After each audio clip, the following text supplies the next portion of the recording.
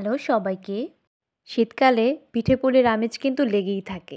তার জন্য আজকে আমি আবার একটা নতুন রেসিপি নিয়ে চলে এসেছি, জিরা চই পিঠে। চলুন তাহলে দেখা যাক এটা কিভাবে তৈরি করি।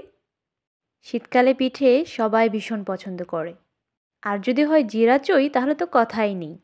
প্রথমেই আমি হালকা তেলে জিরা চইটাকে একটু সুন্দরভাবে ভেজে নেব। হালকা আঁচে নাড়িয়ে একটু লাল লাল করে ভেজে নিতে হবে। 5 মিনিট এভাবে ভেজে নিলেই একদম লাল লাল হয়ে যাবে। আপনারা চাইলে ঘি দিয়েও ভাজতে পারেন। এবার এটা নামিয়ে রেখে আমি এখানে বসিয়ে দিয়েছি দুধ। এখানে আমি দুধ নিয়েছি 2.5 লিটার মতো।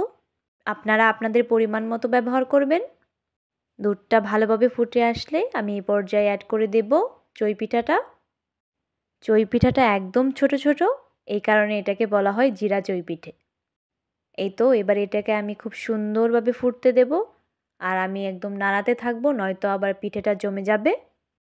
হালকা আঁচে সুন্দরভাবে এটাকে ফুটতে দিতে হবে। সবাই সাবস্ক্রাইব করবেন, লাইক কমেন্ট শেয়ার করেও পাশে থাকবেন। আস্তে আস্তে এটাকে আমি 20 মিনিট মতো খুব সুন্দরভাবে ফুটিয়ে নিয়েছি। দেখুন খুব সুন্দরভাবে সেদ্ধ হয়ে এসেছে।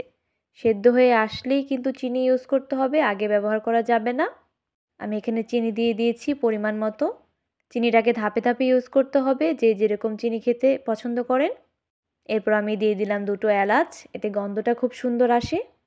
চিনি দেওয়ার পর আমি আবার খুব সুন্দরভাবে একটু নাড়িয়ে নেব, আর একটু জাল করে নিয়ে তারপর আমি আস্তে আস্তে নামিয়ে নেব।